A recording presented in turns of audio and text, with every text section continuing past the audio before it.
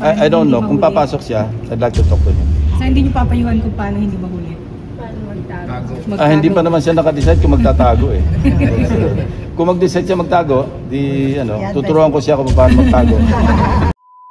Ayan po mga kababayan, yung pahayag ni Ping Lacson dito na kung saan nagkaroon ng meeting ngayon dito sa Senado mga kababayan. Ito po si Ping Lacson na tuturuan niya daw si Senator Bato kung paano magtago. Yan ang pahayag niya.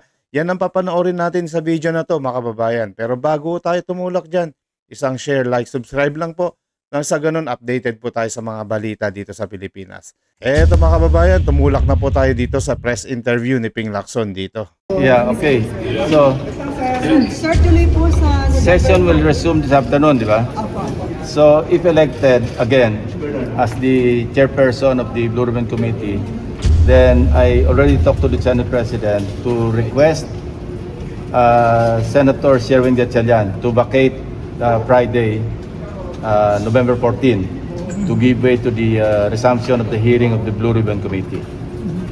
So may initial na pong commitment si Senator Win na ibibigay yung... Hindi, ngayon mag-uusap kami ni Senate President kung ano yung feedback. Pero all systems go, unless merong pressing matter si Senator Sherwin na gusto niyang, kasi I believe na-move yung kanyang sponsorship ng committee report, speech ng committee report on Wednesday, tomorrow, instead of Thursday.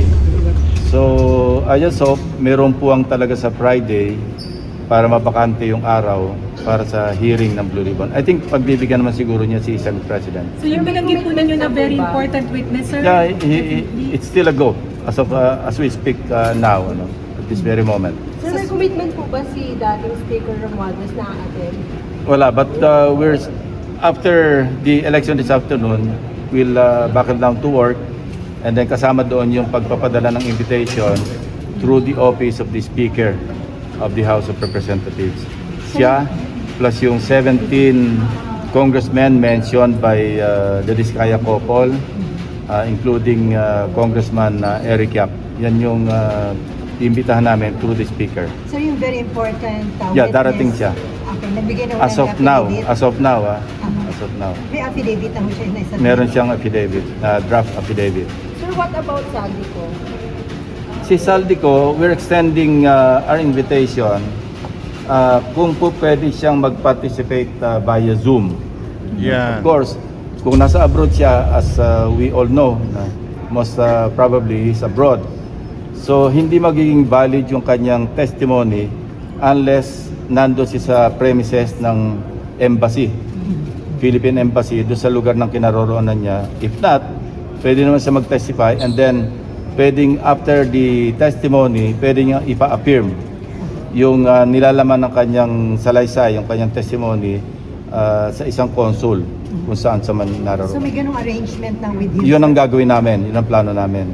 Kung hindi siya makapunta sa embassy physically para doon siya mag-testify, para maging valid yung kanyang testimony, even after testifying, pwedeng i-affirm through a consul na yung kanyang tinestify, maybe halimbawa Friday, tapos pumunta siya ng embassy or consulate ng Saturday, pwede niyang i-affirm doon na lahat ng tinestify niya truthful, at saka yung wala siya idadagdag, walang babawasan doon sa kanyang tinestify. Ibig sabihin, sir, meron kayong communication with Wala. Saldico? Wala. So paano po yung arrangement? Doon sa kanyang address.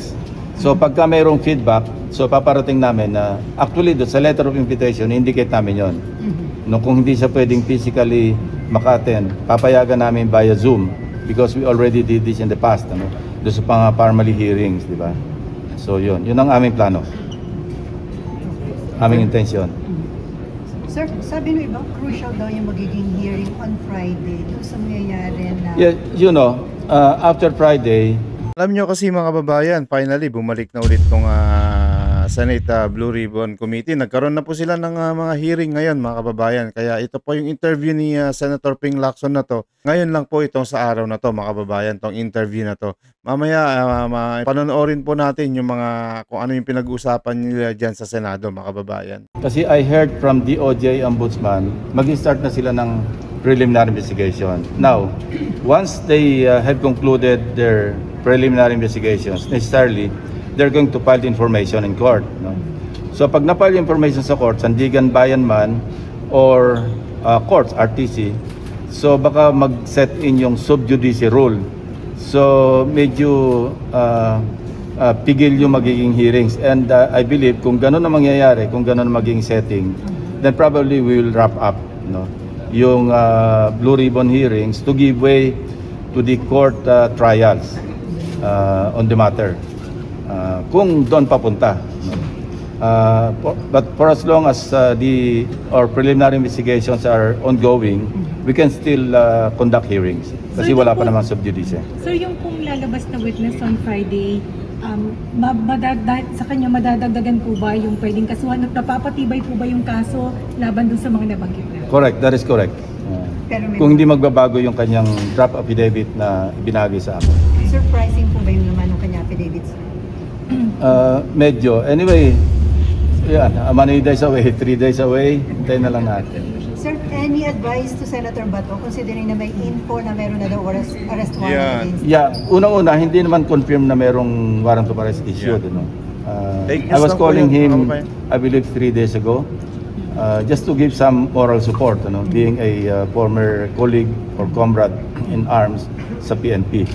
Pero he was not picking up. And the following morning, I noticed na meron siyang missed call sa akin. So I hope we can talk just to give him some advice. No? Hindi para magtago, hindi para how to go about facing criminal charges because sa kanya something novel. Kasi yung ibang mga kaso ng senador, including myself, dito lang, local courts. But this time around, this is more challenging for him kasi international criminal court. So, anong i-address mo sa kanya, sir? In case magkausap kayo today? Well, marami sanang how to go about yung pagharap niya kasi I think he knows it naman kasi galing naman sa PNP but yung my own personal experience or experiences gusto ko ibahagi sa kanya para lang not for anything but within the bounds of the law and rules ng International Criminal Court. So, sir, Sir, hindi niyo papasok siya na ba siya? papayuhan kung paano I don't know hindi kung mahuli? papasok siya, I'd like to talk to him. Sir, hindi niyo papayuhan kung paano hindi mahuli? Paano magtago? Hindi pa naman siya nakadecide kung magtatago Kung mag-decide siya magtago, tuturuan ko siya kung paano magtago. The joke lang. Anyway, that's on the law enforcement authorities to look for him. It's his choice. Ang problema niya, kasi in my case, kasi local courts, applicable yung Tulyao versus Miranda. And in essence, sinasabi doon, even if the respondent is not under the jurisdiction, legal jurisdiction of the courts, pwede pa rin mag-file ng mga pleadings. In his case, it won't apply. So hindi under, so yung kanyang warrant of arrest will stay, probably pwedeng ma-archive, but nandun yun. In my case, while I was on the lam, nakapag-file ako ng mga pleadings which led to the dismissal of the case that I was facing at the time. Pero sir, hindi nila pwedeng i-apply yung ginawa doon kay dating Pangulong Duterte. I don't know, that's for the executive department to contend with. Pero pwede ba niyang gamiting sanctuary yung Senate para makaiwas sa aresto? Limited kasi yung constitution is very clear on the matter. First, kung less than 6 years yung penalty, may immunity from arrest when Congress is in session. Yun ang mga limitations. Kaya kung hindi in session ng Congress, hindi ma-avail yung immunity from arrest. And yun nga, 6 years or less. But we in the majority, support the pronouncement of the Senate President na as long as he is in the Senate premises, at least man lang yung courtesy na wag gawin dito yung arrest. Well, if it comes to that, then we will have to tackle it. And probably, kanya pa rin call yun But he can stay in the Senate premises forever. Kasi something has to give way then. And yung Constitution, being the fundamental law of the land, will prevail. Kasi very clear naman doon na hindi lahat ng offenses, alleged offenses, hindi lahat ng crimes covered ng immunity from arrest. 6 years or less than 6 years lang yung penalty na involved. Thank you, sir. O yan po mga kababayan, napanood nyo po yung ambush interview dito kay Senator Ping Lacson na kung saan mainit na mainit sa usapan itong si Senator Bato, na kung saan yung warrant of arrest niya sa ICI hindi pa kumpirmado mga kababayan, na kung saan dahil dito kay Ombudsman Kengkoy Remulla, yung mga pinagbabalita niya na may warrant of arrest na mahuhuli na itong si Senator Bato, ito ho ay haka-haka lamang ni Ombudsman Remulla mga kababayan. Yung imahinasyon niya lang yung kanyang pinapairal, yung imagination niya. Isa lamang tong haka-haka mga kababayan. Fake news mga kababayan. So hanggang dito na lang ho muna tayo mga kababayan. Maraming salamat po. Isang share, like, subscribe lang po. At para updated po tayo sa mga balita dito sa Pilipinas. Maraming salamat po mga kababayan. News that matters. God bless.